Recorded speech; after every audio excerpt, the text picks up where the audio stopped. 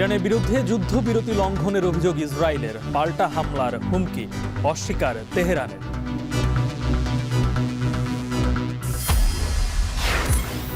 আইএমএফের ঋণের প্রয়োজন ছিল বললেন গভর্নর।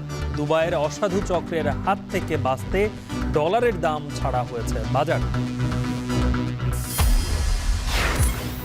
শেখ হাসিনার বিরুদ্ধে ট্রাইব্যুনালে হত্যা মামলায় চার্জ গঠনের শুনানি 1 জুলাই। টিলিপকে ফেরাতে ইন্টারপোলের সহায়তা নেবে দুদক। নগর ভবনে ইশরাক সমর্থকের 2 গ্রুপের সংঘর্ষ, নিজেদের মধ্যে নয়, পরিবেশ অশান্ত করতে হামলা করিয়েছে উপদেষ্টা আসিফ, অভিযোগ ইশরাকের। এবং একসাথে করোনা, ডেঙ্গু, চিকুনগুনিয়ার সংক্রমণ বৃদ্ধিতে উদ্বেগ। মানহীন কিটে শনাক্ত করা কঠিন হচ্ছে, ফ্লুর টিকা নেয়ার তাগিদ চিকিৎসক।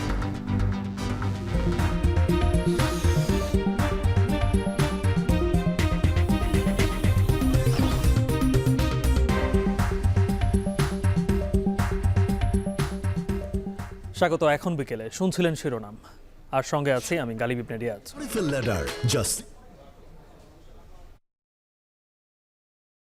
ডোনাল্ড ট্রাম্প অস্ত্রবিরতির খবর নিশ্চিতের 3 ঘন্টা না পেরোতেই অস্ত্রবিরতি লঙ্ঘনের অভিযোগে ইরানের বিভিন্ন স্থাপনায় জোরদার হামলার নির্দেশনা ইসরায়েলি প্রতিরক্ষা মন্ত্রীর। অভিযোগ প্রত্যাখ্যান করেছে তেহরান।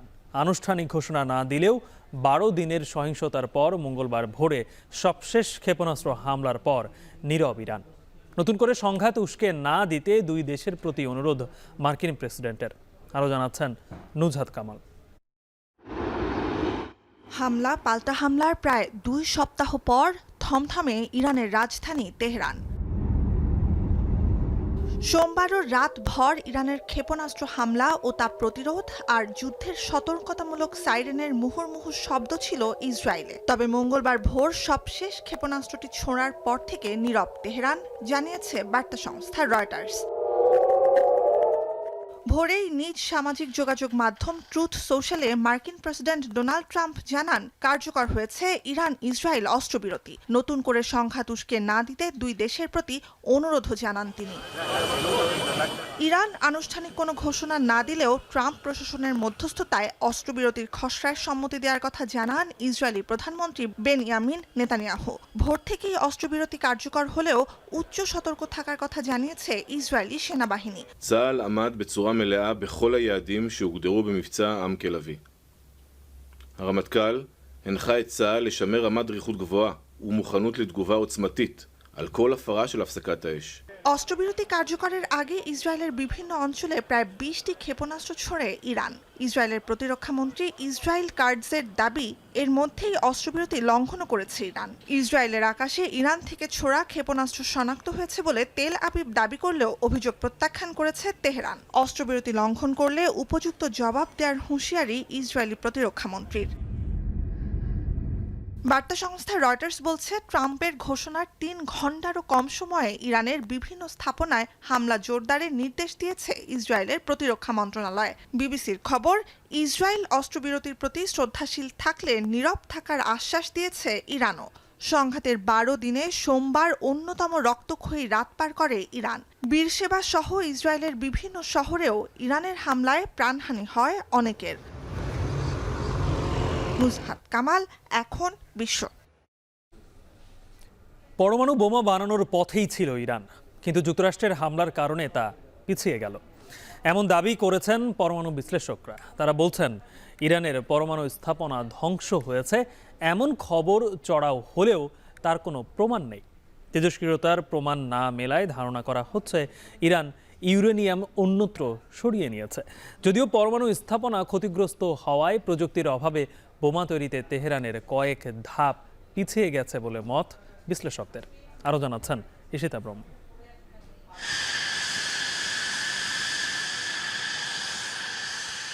ক্যামেরায় ধারণ করা ভিডিওতে দেখা যাচ্ছে মার্কিন বিমান বাহিনীর শক্তিশালী B-2 স্পিরিট বোমারু বিমানের বহর। এই বিমানগুলোই ভূমধ্য সাগর হয়ে ইরানে গিয়ে 3 পরমাণু কেন্দ্রে হামলা করে আবারও যুক্তরাষ্ট্রে ফিরে এসেছে কোনো ধরনের ক্ষয়ক্ষতি ছাড়া। 2011 সালের 11 সেপ্টেম্বর যুক্তরাষ্ট্রে আল কায়েদার হামলার সময় সবশেষ উড়েছিল এই বোমারু বিমান। ইরান ইসরায়েল যুদ্ধবিরতিতে সম্মত হওয়ার পরও তেহরানের পরমাণু স্থাপনায় যুক্তরাষ্ট্রের হামলার বিষয়টি নিয়ে এখনও সরব আন্তর্জাতিক গণমাধ্যম।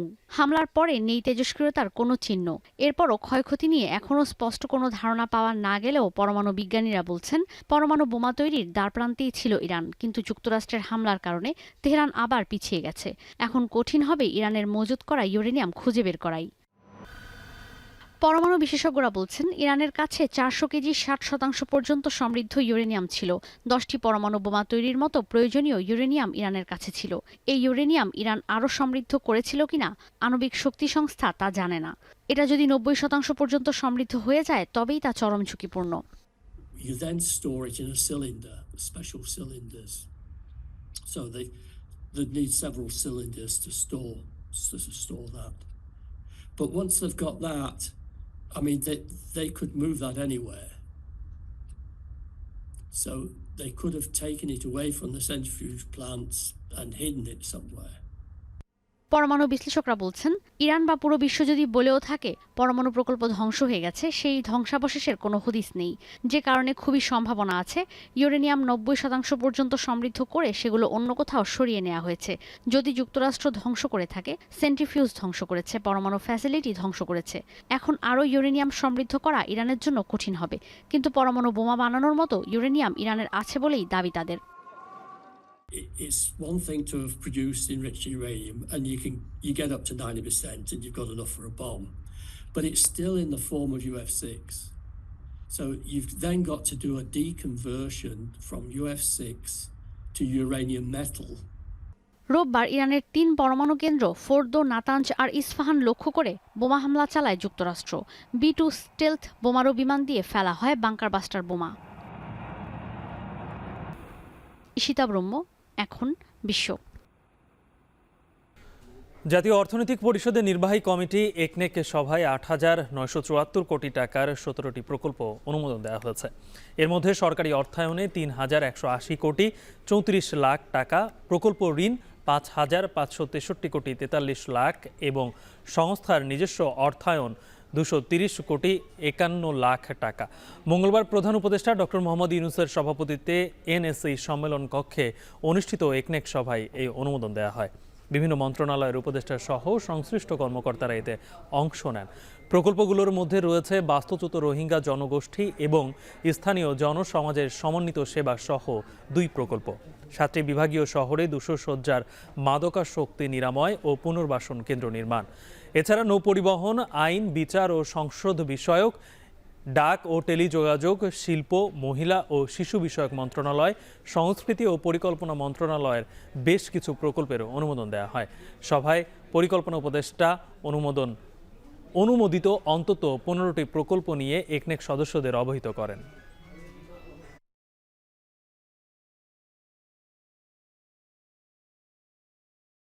ছাত্র জনতার অভ্যুত্থানে ক্ষমতাচ্যুত সাবেক প্রধানমন্ত্রী শেখ হাসিনার বিরুদ্ধে মানবতা বিরোধী অপরাধের মামলার অভিযোগ গঠনের শুনানির জন্য আগামী 1 জুলাই দিন ধার্য করেছেন আন্তর্জাতিক অপরাধ ট্রাইব্যুনাল 1। একই সঙ্গে পলাতক থাকায় তার পক্ষে রাষ্ট্রনিযুক্ত আইনজীবীও নিয়োগ দিয়েছেন আদালত। এছাড়া আশুলিয়ায় 6 জনকে হত্যার ঘটনায় 2 জুন আনুষ্ঠানিক অভিযোগ গঠনের দিন ধার্য করেছেন ট্রাইব্যুনাল। বিস্তারিত প্রতিবেদনে। ৩৬ জুলাই দিনটি পেতে বুকের রক্ত ঢেলে রাজপথ আগলে রেখেছিল ছাত্র জনতা। ক্ষমতার মসনদ ধরে রাখতে 834 জনকে হত্যা করে তৎকালীন সরকারের পেটোয়া বাহিনী। তাজা রক্তের পথ মাড়িয়ে বিদায় হয় শেখ হাসিনার। এত প্রাণের বিনিময়ে পাওয়া নতুন বাংলাদেশে শুরু হয় শেখ হাসিনা ও তার সহচরদের বিচার প্রক্রিয়া। মঙ্গলবার বিচারপতি গোলাম মর্তুজা মজুমদারের নেতৃত্বাধীন 3 সদস্যের ট্রাইব্যুনাল 1 মানবতা বিরোধী অপরাধে শেখ হাসিনার বিরুদ্ধে অভিযোগ গঠনের নির্দেশ দেন। এই মামলায় শেখ হাসিনার সঙ্গে অন্য 2 জন আসামি হলেন সাবেক স্বরাষ্ট্রমন্ত্রী আসাদুজ্জামান খান কামাল এবং সাবেক আইজিপি চৌধুরী আব্দুল্লাহ আল মামুন। কারাগারে থাকা মামুনকে ট্রাইব্যুনালে আনা হয়। শেখ হাসিনা অ্যান্ড 2 আদার্সের পত্রিকা বিজ্ঞপ্তি দাখিলের জন্য পত্রিকা বিজ্ঞপ্তি আমরা প্রসিকিউশনের পক্ষে পত্রিকা বিজ্ঞপ্তি চাওয়া হয়েছিল। ট্রাইব্যুনাল পত্রিকা বিজ্ঞপ্তি দিয়েছিলেন, পত্রিকা পেপার পাবলিকেশন হয়েছে, পত্রিকা বিজ্ঞপ্তি নথিতে সামিল হয়েছে। পরবর্তী দিন চার্জ হিয়ারিংয়ের জন্য অর্থাৎ 1 জুলাই ধার্য করা হয়েছে এবং ইতিমধ্যে tribunal honourable tribunal state defence নিয়োগ করবেন, তারপর 1 জুলাই চার্জ হিয়ারিং হবে। অপর একটি মামলায় গত বছরের 5 আগস্ট আশুলিয়ায় 6 জনকে হত্যার পর তাদের মরদেহ পোড়ানোর ঘটনায় আনুষ্ঠানিক অভিযোগ দাখিলের জন্য আগামী 2 জুলাই পর্যন্ত সময় দিয়েছে ট্রাইব্যুনাল। প্রসিকিউশন আদালতকে জানায় এই মামলায় তদন্ত প্রতিবেদন গত 19 জুন জমা দিয়েছে তদন্ত সংস্থা, যাতে 16 জনের নাম এসেছে। এর মধ্যে কারাগারে থাকা 7 জনকে ট্রাইব্যুনালে হাজির করা হয়। আমাদের ইনভেস্টিগেশন এজেন্সি 16 জনকে অ্যাকিউজ করে রিপোর্টটা আমাদের কাছে জমা দিয়েছেন। আমরা স্ক্রুটিনি করব, যদি 16 জন মনে হয় যে 16 জনের বিরুদ্ধে প্রাইমা ফেসি কেস আছে, তাদের বিরুদ্ধে ফর্মাল চার্জ দাখিল হবে। যদি মনে হয় যে না 16 জন না 14 জন হবে, তাহলে 14 জনের বিরুদ্ধে হবে। যদি মনে হয় যে না ফার্দার ইনভেস্টিগেশন দরকার বা ওখানেই তথ্য উপাত্ত আছে, আরেকজন বাড়তে পারে, এটা আমরা ফর্মাল চার্জের দাখিলের দিনই বলব। এদিকে গুমের মামলায় ন্যাশনাল টেলিকমিউনিকেশন মনিটরিং সেন্টার NTSCর সাবেক মহাপরিচালক অবসরপ্রাপ্ত মেজর জেনারেল জিয়াউল আহসানের বিরুদ্ধে মামলার তদন্ত প্রতিবেদন জমা দেওয়ার জন্য আগামী 24 আগস্ট পর্যন্ত সময় দিয়েছে ট্রাইব্যুনাল। আরিফ হোসেন, এখন, ঢাকা। দুর্নীতির সুনির্দিষ্ট তথ্য প্রমাণ পেয়ে টিউলিপ সিদ্দিকের বিরুদ্ধে মামলা করা হয়েছে, এমনটি জানিয়েছেন দুদক চেয়ারম্যান আব্দুল মোমেন। তিনি বলেন, আইনজীবীর মাধ্যমে পাঠানো চিঠিতে উল্টো ব্রিটেনের রাজনীতিকে খাটো করেছেন টিউলিপ। মঙ্গলবার সংস্থাটির চেয়ারম্যান বলেন, টিউলিপ বাংলাদেশের আদালতে উপস্থিত না হলে প্রয়োজনে তাকে ইন্টারপোলের মাধ্যমে দেশে হাজির করা হবে। আরও জানাচ্ছেন নাজমুস সাকিব। দুর্নীতি ও অবৈধ সম্পদ অর্জনের অভিযোগে ব্রিটিশ এমপি টিউলিপ সিদ্দিককে তলবসহ বিভিন্ন আইনি পদক্ষেপ নিয়েছে দুদক। ঠিক সে সময় দুদকের তদন্তে সহযোগিতা না করে পাল্টা আইনজীবীর মাধ্যমে চিঠি পাঠিয়ে তদন্ত বন্ধের দাবি জানিয়েছেন টিউলিপ। চিঠিতে দাবি করেন, দুদক তার বিরুদ্ধে মিথ্যা দুর্নীতির অভিযোগ তুলে ব্রিটেনের রাজনীতিতে তাকে বিতর্কিত করার চেষ্টা করছে। এ বিষয়ে মঙ্গলবার সাংবাদিকদের প্রশ্নের মুখোমুখি দুদক চেয়ারম্যান আব্দুল মোমেন। একজন এমপির বিরুদ্ধে দুর্নীতির মামলা হলে ব্রিটেনের রাজনীতি ভেঙে পড়বে এমন দাবি হাস্যকর বলে মন্তব্য করেন তিনি। টিউলিপ সিদ্দিকের কেসটা কি এমনই কোনো কেস যেটা ব্রিটেনের ভঙ্গুর রাজনীতিকে আরও ভঙ্গুর করে তুলবে? সংস্থাটির চেয়ারম্যান বলেন, বাংলাদেশি নাগরিক হিসাবে দুর্নীতির তথ্য প্রমাণ পেয়ে তার বিরুদ্ধে আইনি পদক্ষেপ নেওয়া হয়েছে। দেশের আদালতে এসেই তা মোকাবিলা করতে হবে তাকে। টিউলিপ সিদ্দিক নিশ্চয়ই আইনের প্রতি খুব শ্রদ্ধাশীল হয়ে তিনি বাংলাদেশের যে চলমান আইন, আমাদের দেশের যে আইন, সেই আইন মোতাবেক তিনি সেটার মোকাবেলা করবেন। টিউলিপ সিদ্দিক সহ দুদকের মামলায় বিদেশে পলাতক আসামিদের ফিরিয়ে আনতে ইন্টারপোল সহ সব সংস্থার সহযোগিতা চাওয়া হবে বলেও জানান চেয়ারম্যান। নাজমুস সাকিব, এখন, ঢাকা। কোনোভাবেই টাকাকে অবমূল্যায়ন করতে দেওয়া হবে না জানিয়ে বাংলাদেশ ব্যাংকের governor doctor Hasan H Mansur বলেছেন, দুবাই থেকে আর নির্ধারণ হবে না টাকার মান, যে কারণে ডলার বাজারকে কঠোরভাবে নিয়ন্ত্রণ ও নজরদারি করা হচ্ছে। এছাড়া IMF-এর অর্থ ছাড় সঠিক সময়ে হয়েছে বলেও জানান গভর্নর। সকালে রাজধানীর একটি হোটেলে সিটি ব্যাংক PLCর উদ্যোগে প্রথমবারের মতো গুগল পের কার্যক্রম উদ্বোধনী অনুষ্ঠানে তিনি এসব কথা বলেন। আরও জানাচ্ছেন মাঝারিমন। চলমান ঋণ কর্মসূচির আওতায় IMF 2023 সালের 30 জানুয়ারি বাংলাদেশকে $470 কোটি ঋণ অনুমোদন করে। প্রথম 3 কিস্তি স্বাভাবিকভাবে দেওয়ার পর চতুর্থ কিস্তি আটকে যায়, যার কারণ হিসেবে ধারণা করা হয় রাজস্ব আয় লক্ষ্যমাত্রা অর্জন না করা এবং বিনিময় হার বাজার ভিত্তিক করতে দেরি হওয়া। দীর্ঘ আলোচনার পর হয় সমঝোতা, ফলে চতুর্থ ও পঞ্চম কিস্তির অর্থ ছাড় হচ্ছে। 2 কিস্তির $134 কোটি ছাড় করার অনুমোদনের সঙ্গে বাড়তি $80 কোটি দেওয়ার সিদ্ধান্ত নিয়েছে আন্তর্জাতিক মুদ্রা তহবিল IMF। এতে করে বাংলাদেশের অনুকূলে সংস্থাটির মোট ঋণ দাঁড়াবে $550 কোটি। মঙ্গলবার সকালে রাজধানীর একটি হোটেলে গুগল পের উদ্বোধনী অনুষ্ঠানে যোগ দেন বাংলাদেশ ব্যাংকের governor doctor Ahsan H Mansur. IMF-এর অর্থ ছাড়ের বিষয়টিকে উপযুক্ত সময় উল্লেখ করে এ সময় তিনি বলেন, স্থিতিশীল পরিবেশই সঠিক সময় অর্থ ব্যবহারের। IMF-এর অ্যাপ্রুভালটা মানে বোর্ড অ্যাপ্রুভাল হয়ে গেছে, অর্থাৎ আমরা সময় নিয়েছি একটু বেশি, কিন্তু এটা দরকার ছিল এই জন্য যে আমরা চাচ্ছিলাম না একটা অস্থিতিশীল পরিবেশে আমাদের এক্সচেঞ্জ রেটটাকে বাজারের উপর ছেড়ে দিতে, যেটা IMF চাচ্ছিল। আমাদের লক্ষ্য একই, বাজার ভিত্তিক এক্সচেঞ্জ রেট হবে। ডিফারেন্সটা ছিল কখন হবে, কোন পরিবেশে এটা আমরা করতে পারবো। অযৌক্তিক কারণে টাকার মান 1 পয়সারও অবমূল্যায়নের আলোচ্য সুযোগ নেই বিষয় ছিল মন্তব্য এবং করে এটা গভর্নর করতে বলেন গেলে আমাদের টাকার কিছু মান ধরনের- নির্ধারণ হবে ঢাকায়, দুবাইয়ে নয়। তো আমরা চেষ্টা করব ম্যাক্রো স্টেবিলিটিকে ধরে রাখতে, আরো কনসলিডেট করতে। আমাদের টাকা কখনোই যেন অবমূল্যায়িত মানে কোনো প্রকৃত কারণ ছাড়া অবমূল্যায়িত না। স্পেকুলেটিভ প্রেসারে আমি যেটা আগেও বলেছি এখনো বলি যে দুবাইয়ের থেকে আমাদের টাকার মান নির্ণয় হবে না, আমাদের টাকার মান নির্ণয় হবে বাংলাদেশের ব্যাংকিং খাতের ইন্টারব্যাংক মার্কেটে। বিদেশি বিনিয়োগে দেশের অর্থ বাইরে চলে যায় না, বরং তাতে দেশের তথ্য প্রযুক্তিগত সহ বিভিন্ন দক্ষতা বৃদ্ধি হয় বলেও মন্তব্য করেন বাংলাদেশ ব্যাংকের গভর্নর। ঢাকা দক্ষিণ সিটি কর্পোরেশনের নগর ভবনে ইশরাক হোসেনের সমর্থকদের দুই গ্রুপের মারামারিতে জড়ানোর ঘটনা ঘটেছে। এতে আহত হয়েছেন অন্তত 5 জন। আহতদের ঢাকা মেডিকেল কলেজ হাসপাতালে নেওয়া হয়। মঙ্গলবার সকাল থেকে দফায় দফায় চলে এই সংঘর্ষ। দুই গ্রুপই শ্রমিক দলের রাজনীতির সঙ্গে জড়িত এবং নগর ভবনে ইশরাক হোসেনের সমর্থনে আন্দোলন করে আসছেন। মারামারিতে নেতৃত্ব দেওয়া এক শ্রমিক দল নেতার নাম আরিফুজ্জামান প্রিন্স। তিনি একই সাথে নগর ভবনের কর্মরতও রয়েছেন। অন্য গ্রুপকে নেতৃত্ব দিয়েছেন আরেক শ্রমিক দল।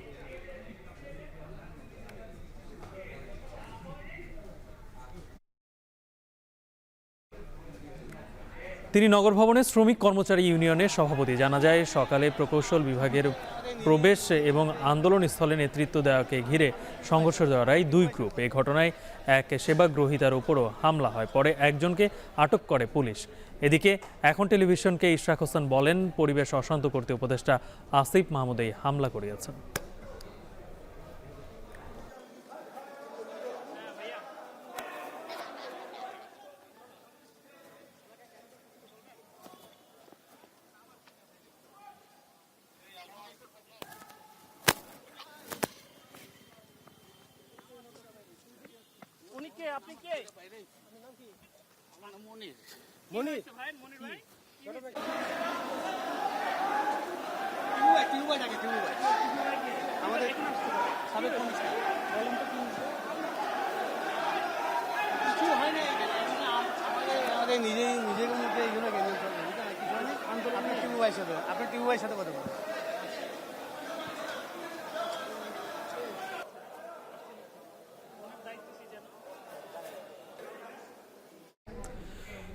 নামনাগরিক সেবা কেন্দ্র, অথচ সেটি রূপ নিয়েছে ভোগান্তির কেন্দ্রবন্দিতে। না আছে নগরপিতা, না আছে দায়িত্বশীল কেউ। ঢাকা দক্ষিণ সিটির মেয়রের শপথ ঘিরে 1 মাসের বেশি সময় পর খুলেছে নগর ভবন। বিশেষজ্ঞরা বলছেন, এতদিনের জটলা আর সিটি কর্পোরেশনের নাগরিক ভোগান্তি কমবে কবে তা নির্ভর করছে রাজনৈতিক স্থিতিশীলতার উপর। আরও জানাচ্ছেন মেহেরি ন্যানি। 1 মাসেরও বেশি সময় বন্ধ থাকার পর খুলেছে ঢাকা দক্ষিণ সিটি কর্পোরেশনের তালা। যেদিন খুলবে তার একদিন আগে দক্ষিণের নগর ভবনে আসেন 19 নং ওয়ার্ডের মোহাম্মদ লুকমান। হাতে জন্ম নিবন্ধনের ফাইল নিয়ে 26 দিন ধরে চক্কর কেটেছে নগর ভবনের দরজায়, কিন্তু প্রতিবারই সেবা না পেয়েই ফিরে যেতে হয়েছে।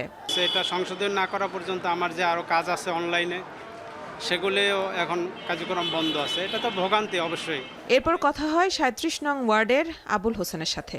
জন্ম নিবন্ধনের কাজ না হওয়ায় থমকে আছে তার পরিবারের বিদেশে চিকিৎসা নিতে যাওয়ার পথ। বাবার মায়ের অসুস্থতার কারণে হয়তো ইন্ডিয়া যাইবে চিকিৎসা। বাচ্চা ছাড়া তো আর কোনো গার্জিয়ান যাইতে পারে না, বাচ্চা তো নিয়েই যাইতে হবে। এরকম আন্দোলনের কারণে 1 মাস ধরে দক্ষিণ সিটিতে চলা অচলাবস্থায় ঝুলে আছে কারো ট্রেড লাইসেন্স, আবার কারো নাগরিকত্বের সনদ। কেউ আবার জলাবদ্ধতার দুর্ভোগের কথা জানাতে গিয়েও পারেন না, কেউ ফিরে গেছেন খাজনা না দিতে পেরে। ঘুরতেছি কোনো হদিসই নাই, নথিরও কোনো খবর নাই, কর্মকর্তা কর্মচারীদের কোনো এই ব্যাপারে কোনো সহযোগিতাই নাই। কোনো রকম কিছু পাচ্ছি না এবং তাদের কোনো দায়িত্ব, এখানে যারা তথ্য জন্য বসে আছে দায়িত্ব নিয়ে, তারাও ঠিকমতো কথা বলছে না। খাজনা পরিশোধ করার জন্য আসছিলাম, তাই সাথে কার্যকলাপ বন্ধ। নাগরিক সেবা নিয়ে ভোগান্তির বিষয়ে দক্ষিণের প্রশাসকের সাথে ফোনে যোগাযোগ করলে জানান, ওয়ার্ড কাউন্সিলর অফিস এবং আঞ্চলিক অফিস থেকে জন্ম এবং মৃত্যু সনদ দেয়া চালু হয়েছে। নাগরিক সেবা কবে থেকে আসলে চালু হতে পারে, কিছু কি? না, অলরেডি আমাদের আঞ্চলিক অফিস খোলা আছে, আমাদের আঞ্চলিক অফিস থেকে তারা নাগরিক সনদ দিতে পারে। আচ্ছা, তো অনেকে এটা জানে না, তো না জানার কারণে দেখলাম যে জন্ম সনদ নিয়ে তো এখানে আসছে। কেবল আজকে খুলছে তো, অনেকে হয়তো জানে না, বাট আমরা এটা বলে দেবো সবাই। তবে এই বিষয়ে জানে না খোদ নগর ভবনের তথ্য কেন্দ্র। নগর ভবন খোলার ঘোষণার পর দক্ষিণের 10 নং ওয়ার্ডে দেখা গেল সীমিত পরিসরে চলছে নাগরিক সেবার কাজ, তবে পাওয়া যায়নি ওয়ার্ড সচিবকে। কারণ কি জানতে চাইলে তার সহকারী জানালেন, প্রতিটি ওয়ার্ডে একজন করে সচিব থাকার কথা থাকলেও এই ওয়ার্ডের সচিব পালন করছেন 2 ওয়ার্ডের দায়িত্ব। রিসেন্টলি তো ওয়ার্ড সচিব দেওয়া সম্ভব হয়নি, আর ওয়ার্ড সচিব আমাদের ওইভাবে অ্যাভেলেবল থাকে না। কাউন্সিলর না থাকায় সহজ কাজ করতেও ভোগান্তি পোহাতে হচ্ছে নগরবাসীর। আর সবচেয়ে বড় সেবা কেন্দ্র ঢাকা দক্ষিণ সিটিতে 10 মাস ধরেই নাগরিক সেবা নিয়ে রয়েছেন চরম বিড়ম্বনায়। ড্রেনগুলো নোংরা হয়ে রয়েছে, ড্রেন পরিষ্কার করা হচ্ছে না। 2-3 বারই আসা যাওয়া হয়েছে, কষ্ট হয়েছে। অন্যদিকে উত্তর সিটির 24 নং ওয়ার্ডে গিয়েও পাওয়া গেল না ওয়ার্ড সচিবকে। সচিব হঠাৎ অসুস্থ হয়ে পড়ায় চলে গেলে বিপাকে পড়ে সেবা নিতে আসা বাসিন্দারা। জানান, নির্বাচিত জনপ্রতিনিধি না থাকায় যে কোনো কাজ করতে সময় বেশি লাগছে। এনার দ্বারা তার কাজ উনি আমাদের কাজগুলো রিসিভ করতেছে, যদি উনি আসতে পারে তাহলে আজকে হবে, না হলে সুস্থ হয়ে আসলে পরে কাজগুলো হবে। একটা নির্বাচিত কেউ আসুক, একটা কমিশনার আসুক, সবাই আসুক, তো এটা কাজটা আরও তখন দেখা যাবে আরও সহজে হবে। স্যারে প্রথমে রিসিভ করে তারপরে এটা আমাদের জোন অফিসে নিয়ে ওই জায়গায় রেজিস্টার করে, রেজিস্টার স্যার আছে, তারপরে ওই জায়গা থেকে পিন করে এনে তারপরে পাবলিককে দিতে হয়, এই জন্য এই সময়টা লাগতেছে। প্রতিদিন যত অভিযোগ আসে সে অনুযায়ী সব সেবা দেয়া যাচ্ছে না স্বীকার করে উত্তরের প্রশাসক জানালেন, জলাবদ্ধতা, ডেঙ্গু প্রতিরোধ সহ উত্তরের সকল নাগরিক সেবা যাতে দ্রুত দেয়া যায় সেজন্য কুইক রেসপন্স টিম গঠন করা হয়েছে। প্রচুর অভিযোগ আসে আমাদের, আমরা সবগুলো ডেফিনেটলি পালন করতে পারি না, এটা স্বাভাবিক, কিন্তু আমরা একটা টাচে আছি। রাত হোক দিন হোক, যখনই আমরা কোনো ধরনের অভিযোগ পাচ্ছি, কিউআরটি টিম তাদের মেশিন, তাদের পাম্প, এগুলো সব কিছু নিয়ে তারা কিন্তু জায়গায় গিয়ে এই সার্ভিসটা দিচ্ছে, যে কারণে আমরা শহরের এমার্জেন্সি সার্ভিসগুলো আমরা খুব ভালো মতো দিতে পারি। নাগরিক সেবা নিশ্চিতে স্থানীয় পর্যায়ে নির্বাচন জরুরি বলে মনে করছেন স্থানীয় সরকার বিশেষজ্ঞ তোফায়েল আহমেদ। বললেন, কালক্ষেপণ না করে প্রয়োজনীয় সংস্কার শেষ করে জনপ্রতিনিধিদের হাতে ক্ষমতা দিতে হবে। এই সিটি কর্পোরেশন দক্ষিণের একটা প্রবলেম নিয়ে সারা জাতি পাগল হয়ে যাচ্ছে, কিন্তু সারা দেশে যে লোকাল গভর্নমেন্ট নাই, সেটা নিয়ে কোনো পরিষ্কার কথাবার্তা হচ্ছে না। এটা দুর্ভাগ্যজনক। লোকাল গভর্নমেন্ট সিস্টেম মধ্যে অনেক রিফর্ম দরকার। সেই রিফর্মের জন্য সরকার কমিশন করেছেন এবং কমিশন রিপোর্ট দিয়েছে। এখন উচিত হচ্ছে অতি অবিলম্বে এই রিপোর্টগুলো বিবেচনা করে যেগুলো অতি প্রয়োজনীয় সংস্কারগুলো সাধন করা। এছাড়া সারা দেশে যেভাবে ডেঙ্গু ও করোনা বাড়ছে, সেখানে স্থানীয় কাঠামো জনপ্রতিনিধি শূন্য থাকায় তা সামাল দেয়া সিটি কর্পোরেশনের জন্য কঠিন হয়ে পড়বে বলেও শঙ্কা তাদের। স্থানীয় সরকার কাঠামো কতটা গুরুত্বপূর্ণ তা সকলেরই উপলব্ধি হয়েছে এটি ভেঙে পড়ার পর। সাধারণ জনগণ বলছেন, আইনের গ্যারাকল তারা বোঝেন না, তাদের দরকার নাগরিক সেবা। তবে এই নাগরিক সেবা সংকট কতটা কাটবে তা নির্ভর করছে রাজনৈতিক পরিবেশ কেমন থাকে তার উপর। মেহেরিন আনি, এখন ঢাকা। চাকরিচ্যুত ও ক্ষতিগ্রস্ত বিডিআর সদস্যদের চাকরিতে পুনর্বহাল করা সহ 3 দফা দাবিতে জাতীয় জাদুঘরের সামনে অবস্থান করছেন চাকরিচ্যুত বিডিআর সদস্যরা। দুপুর 12টায় যৌন অভিমুখে যাওয়ার ঘোষণা থাকলেও আন্দোলনকারীরা বলছেন, আলাপ আলোচনার মাধ্যমে সমাধানের সর্বোচ্চ চেষ্টা করছেন তারা। অভিযোগ, আওয়ামী লীগ সরকারের পতনের পর দাবির পক্ষে রাজপথে নামার পরেও বিভিন্ন মহলের আশ্বাস মিললেও শেষ পর্যন্ত তা কার্যকর হয়নি। এজন্য 22 জুন থেকে কর্মসূচি শুরু করেন তারা। দাবি মেনে নেওয়ার সুনির্দিষ্ট বার্তা না আসা পর্যন্ত অবস্থান কর্মসূচি চালিয়ে যাবার ঘোষণা তাদের। চাকরি চলে যাওয়ার পর থেকে মানবেতর জীবনযাপন করার কথাও জানান বিডিআরের সাবেক এসব সদস্য। গত 8 মাস পর্যন্ত আমরা আন্দোলন করতেছি। আমরা স্বরাষ্ট্র উপদেষ্টার সাথে সাক্ষাৎ চেয়েছি, আইন উপদেষ্টার কাছে চেয়েছি, প্রধান উপদেষ্টার সাক্ষাৎ চেয়েছি, আমাদের সাথে কেউ কোনো সাক্ষাৎ করে না। একজন কেউ অটো চালাইছে, কেউ সিকিউরিটি গার্ডে চাকরি করেছে, কেউ ব্যবসা, কাঁচামালের ব্যবসা, এই ধরনের কেউ ভালো অবস্থায় নেই। সুনির্দিষ্ট কোনো তথ্য পাচ্ছি না, তো আমরা অপেক্ষায় আছি। আমাদের দাবিগুলি স্পষ্ট, আমরা 3টা দাবি নিয়ে আজকে 3 দিন যাবৎ ঢাকার রাজপথে আমরা অবস্থান করতেছি। যারা বিতর্কিত নির্বাচনের দায়িত্বে ছিল, বিএনপি অবশ্যই তাদের বিচার চায়, তবে সেটি মব কিংবা হেনস্থার মাধ্যমে নয়, এমন মন্তব্য করেছেন বিএনপি সিনিয়র যুগ্ম মহাসচিব রুহুল কবির রিজভী। দুপুরে জিয়াউর রহমানের সমাধিতে শ্রদ্ধা নিবেদন শেষে কথা বলেন তিনি। সরকার জনগণের আন্দোলনের সরকার, অন্তর্বর্তীকালীন সরকার, এরা অতি শীঘ্র নির্বাচনের তারিখ ঘোষণা করে জনগণের ইচ্ছা মতো সরকার গঠনের সুযোগ দেবেন। আর যে কদিন আছেন তারা জননিরাপত্তা, মানুষের নিরাপত্তা, সেটা প্রাকৃতিক দুর্যোগ হোক অথবা সামাজিক সন্ত্রাসীদের হাতে বা সামাজিক কোনো ঘটনার কারণে মানুষ যাতে নিরাপত্তাহীন না থাকে সেই বিষয়টি আপনাদের দেখতে হবে। এদিকে মব নিয়ন্ত্রণে কোনো পুলিশ সদস্যের গাফিলতি পাওয়া গেলে কঠোর ব্যবস্থা নেওয়া হবে বলে জানিয়েছেন DMP commissioner Sheikh Mohammad Sajjad Ali. DMP সদর দপ্তরে এক অনুষ্ঠান শেষে সাংবাদিকদের প্রশ্নের জবাবে তিনি বলেন, কোনো ধরনের মবকে প্রশ্রয় দেওয়া হবে না, মামলা করে দোষীদের আইনের আওতায় আনা হবে। সাবেক প্রধান নির্বাচন কমিশনারের বাসায় মব সৃষ্টির ঘটনায় মামলা করে একজনকে গ্রেপ্তার করা হয়েছে। এ সময় দাবি আদায়ে সড়ক অবরোধ করা যাবে না বলেও জানান ডিএমপি কমিশনার। এজন্য বিভিন্ন রাজনৈতিক দলের প্রতিনিধিদের সঙ্গে আলোচনা করা হবে বলেও জানান তিনি। ঢাকা মেট্রোপলিটন পুলিশ এই শ্রীবনী আমরা মব জাস্টিস অ্যালাউ করতেছি না। আমরা অনেক মামলাও নিয়ে নিছি, ইভেন আমরা গ্রেভিয়ার্ড সেকশনে মামলা নিচ্ছি, ছিনতাইয়ের মামলা বা রোবারির মামলা বা ডাকাতির ধরনের মামলাও আমরা নিয়ে নিছি। কেউ আইন হাতে তুলে নেওয়ার অধিকার রাখি না, এটা পুলিশের দায়িত্ব, পুলিশ ব্যবস্থা নিবে। আমরা যদি ব্যবস্থা না নিই, আমার যেসব ব্যবস্থা নিবে না, আমি তাদের বিরুদ্ধে শাস্তিমূলক ব্যবস্থা নিব। দেশজুড়ে করোনা পরিস্থিতি অবনতির মধ্যেই বাড়ছে ডেঙ্গু সংক্রমণ, বাড়ছে প্রাণহানি, শনাক্ত হচ্ছে চিকুনগুনিয়া রোগী। ডেঙ্গু চিকুনগুনিয়া রোগীর মৃত্যুর জন্য বেশিরভাগ ক্ষেত্রে ভুল চিকিৎসাকেই দায়ী করছেন খোদ চিকিৎসকরা। অন্যদিকে করোনা সংক্রমণ প্রতিরোধে বুস্টার ডোজের পাশাপাশি ফ্লু ডোজ নেওয়ার তাগিদ চিকিৎসকদের। আরও জানাচ্ছেন দেলোয়ার দোলন। দেশ জুড়ে বাড়ছে ডেঙ্গু, চিকুনগুনিয়া এবং করোনার সংক্রমণ।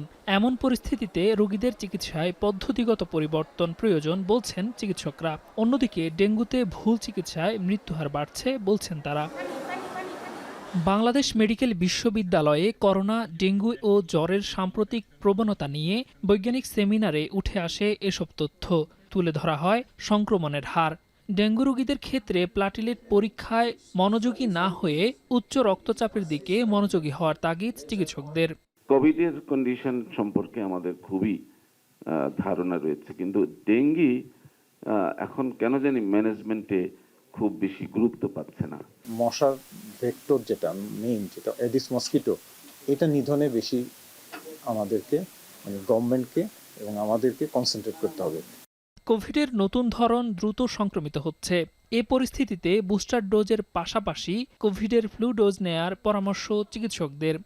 এখন যে সাবভ্যারিয়েন্টগুলো দিয়ে কোভিড হচ্ছে আমাদের দেশে, ভারতে বা যুক্তরাষ্ট্রে যেখানেই বলেন না কেন, এরা কোনোটারই এই আগের প্রাণঘাতী ভ্যারিয়েন্টগুলোর মতন তীব্র মাত্রার কোভিড করার কোনো সম্ভাবনা দেখা যাচ্ছে না।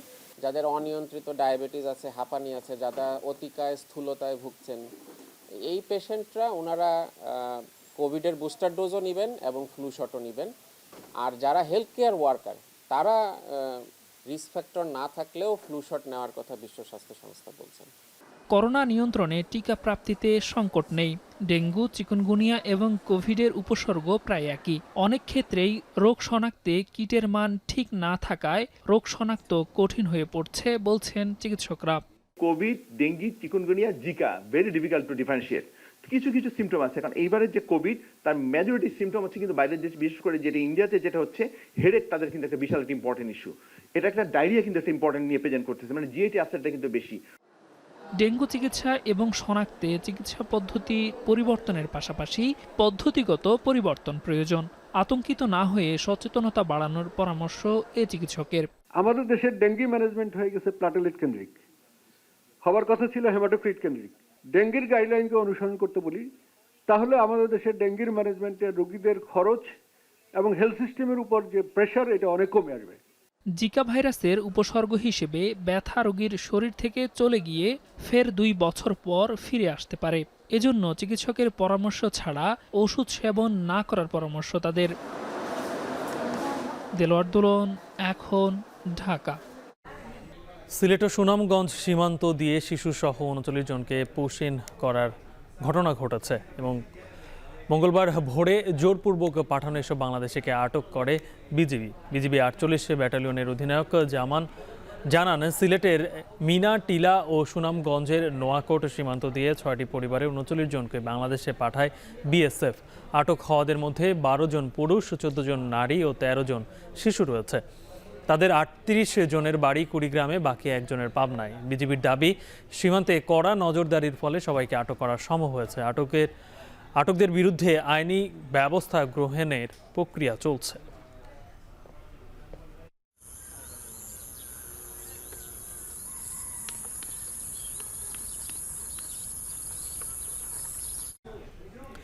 রাঙামাটিতে সেনাবাহিনীর টহল দলের সাথে ইউপিডিএফ এর সন্ত্রাসীদের গোলাগুলি হয়েছে। আজ ভোর ৪টার দিকে রাঙামাটির কাউখালী উপজেলার ঘাগরা মনপাড়া স্কুল এলাকায় এই ঘটনা ঘটে। এ সময় বিভিন্ন ধরনের অস্ত্রসহ ইউপিডিএফ এর ৩ সন্ত্রাসীকে আটক করা হয়েছে।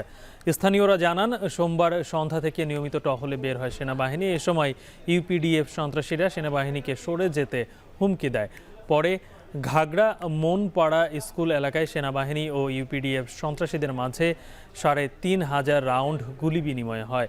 এ সময় তরিকুজ্জামান খান নামে এক সৈনিকের হাতে গুলি লাগে। পরে তাকে হেলিকপ্টার করে চট্টগ্রাম সম্মিলিত সামরিক হাসপাতালে নেওয়া হয়। এদিকে ম্যাগজিন, ৪৭ রাউন্ড অ্যামুনিশন, ৫২টি খালি খোসা সহ বিভিন্ন অস্ত্র উদ্ধার করা হয়।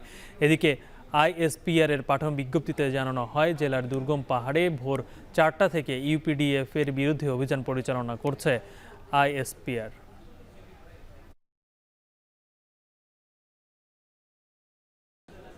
জাতীয় পর্যায়ের ক্রীড়াবিদ, প্রশিক্ষক, সংগঠক সহ সামরিক, বেসামরিক বিভিন্ন সংস্থার প্রায় ১০০০ খানেক ক্রীড়াপ্রেমীর অংশগ্রহণে ঢাকায় হয়ে গেল অলিম্পিক ডে রান ২০২৫। শিশু একাডেমি থেকে 0 পয়েন্ট হয়ে জাতীয় স্টেডিয়ামে এসে শেষ হয় র্যালিটি।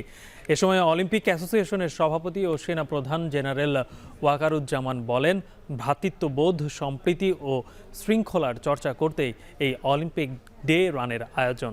আরও জানাচ্ছেন নাইম আবির। মঙ্গলবার ভোর ৬টা থেকেই বাংলাদেশ শিশু একাডেমি প্রাঙ্গণে জড়ো হতে থাকেন ঢাকার বিভিন্ন ক্রীড়া সংগঠনের সদস্যরা। উদ্দেশ্য অলিম্পিক ডে রান ২০২৫-এ অংশ নেয়া। বাংলাদেশ অলিম্পিক অ্যাসোসিয়েশনের আয়োজনে এই ইভেন্টের উদ্বোধন করেন সংগঠনটির সভাপতি ও সেনাপ্রধান জেনারেল ওয়াকারুজ্জামান। ঠিক ৬:৩০টায় শুরু হয় শোভাযাত্রা। এটি বাংলাদেশ শিশু একাডেমি থেকে সচিবালয় 0 পয়েন্ট হয়ে জাতীয় স্টেডিয়ামে এসে শেষ হয়। ক্রীড়াবিদ সহ জনসাধারণকে শরীরচর্চা ও ক্রীড়া বিষয়ক কর্মকাণ্ডে উদ্বুদ্ধ করতে এই ইভেন্টের এবারের প্রতিপাদ্য লেটস মুভ। শোভাযাত্রায় অংশ নিতে পেরে উচ্ছ্বাস প্রকাশ করেন ক্রীড়াবিদরা। বাংলাদেশ অলিম্পিকে ভালো ফল করবে এমন প্রত্যাশাও তাদের। আমরা বিশ্বাস করি যে একদিন আমরা হয়তো অলিম্পিকে গোল্ড আনতে পারবো, পার্টিসিপেট করতে পারবো, বা বাংলাদেশে হয়তো সবসময় বাংলাদেশে পার্টিসিপেট খুব কম থাকে। আমাদের স্বপ্ন যে আমরা একসময় অলিম্পিকে ইন্ডিভিজুয়ালি আমরা অংশগ্রহণ করব। সামহাও আমাদের এখানে মানুষজন যারা খেলাধুলা করতেছে বা অ্যাজ অ্যান অ্যাথলেট পারফর্ম করতেছে, আই থিঙ্ক এদের সম্ভাবনা অনেক ভালো। আমার অনেক ভালো লাগছে, সবাই একসাথে হাঁটছি, এত জোরে আসছি, আইসা অনেক সুন্দরই লাগতেছে। তবে দেশের অ্যাথলেটদের অলিম্পিকে ভালো করতে ফেডারেশনগুলোর সহযোগিতার পাশাপাশি খেলার সুযোগ সুবিধা বাড়ানোর পরামর্শ দিলেন অলিম্পিকে অংশ নেয়া এই সাঁতারু। যদি বাস্তবতা দেখা যায়, আমাদের অনেক সীমাবদ্ধতা আছে। তো সেই সীমাবদ্ধতা যদি আমরা না উতরায় যেতে পারি, তাহলে সেক্ষেত্রে আমাদের কোয়ালিফাই করা খুবই দুরূহ। আর সেক্ষেত্রে তো অলিম্পিকে মেডেল পাওয়াটা তো দুরূহ ব্যাপার। তো আমাদের যদি সীমাবদ্ধ যে জায়গাগুলো আছে সেগুলো যদি ওভারকাম করা যায়, তাহলে আমরা আশা করি যে হয়তো একসময় অলিম্পিকে আমরা পদক পাবো। র্যালি শেষে প্রধান অতিথির বক্তব্যে সেনাপ্রধান বলেন, ভ্রাতৃত্ববোধ, সম্প্রীতি, একতা ও শৃঙ্খলার চর্চা করতেই এই অলিম্পিক ডে রানের আয়োজন। বর্তমান পরিস্থিতি বিবেচনায় এই চর্চা আরও জরুরি। আমি নিশ্চিত যে আমরা যদি এই অলিম্পিক ডের এই ধারণাকে ছড়িয়ে দিতে পারি সারা বাংলাদেশে, তাহলে অবশ্যই আমাদের মধ্যে ভ্রাতৃত্ববোধ, সম্প্রীতি জাগরিত থাকবে এবং এখন এই বর্তমান পরিস্থিতিতে আরও বেশি জরুরি। ঢাকায় মাঠের সংখ্যা কমে গেছে উল্লেখ করে সেনাপ্রধান সারা বছর এই ধরনের শারীরিক কসরত চালু রাখার কথাও জানান। ঢাকায় অনেক মাঠ ছিল, সেখান থেকে বহু ক্রীড়াবিদ জন্ম নিয়েছে। এখন ঢাকা শহরে মাঠের সংখ্যা একেবারেই কমে গেছে।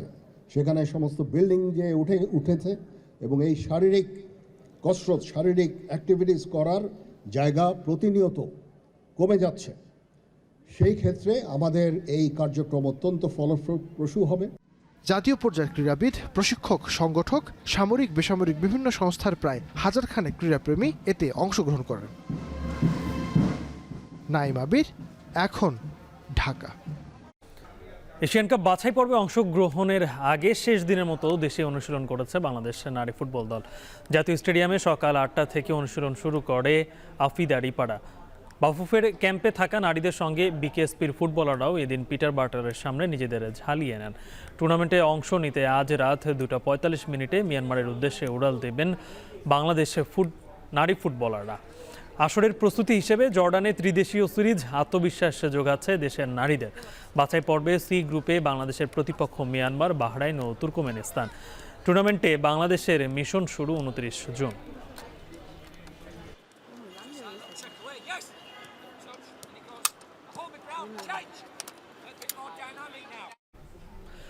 খুলনা, রাজশাহী ও সিলেটের পর এবারে চট্টগ্রামে অনুষ্ঠিত হয়েছে ক্রিকেট উৎসব। টেস্ট স্ট্যাটাস পাওয়ার 25 বছর পূর্তিতে এই আয়োজন করা হয়। চট্টগ্রামে ক্রিকেট উৎসবের এই আয়োজনে বীরশ্রেষ্ঠ শহীদ ফ্লাইট লেফটেন্যান্ট মতিউর রহমান স্টেডিয়ামে উপস্থিত ছিলেন জাতীয় দলের সাবেক অধিনায়ক ও প্রধান নির্বাচক মিনহাজুল আবেদিন নান্নু। সঙ্গে ছিলেন সাবেক অধিনায়ক ও নির্বাচক হাবিবুল বাশার সুমন সহ বিসিবির অন্যান্য কর্মকর্তারা।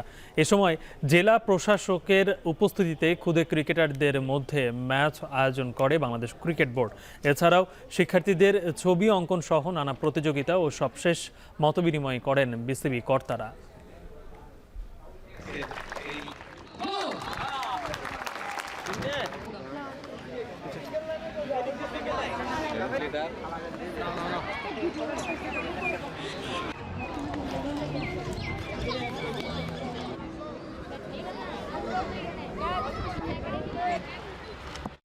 এখন বিকেলে শিরোনামগুলো আরও একবার। ইরানের বিরুদ্ধে যুদ্ধবিরতি লঙ্ঘনের অভিযোগ ইসরায়েলের, পাল্টা হামলার হুমকি অস্বীকার তেহরান।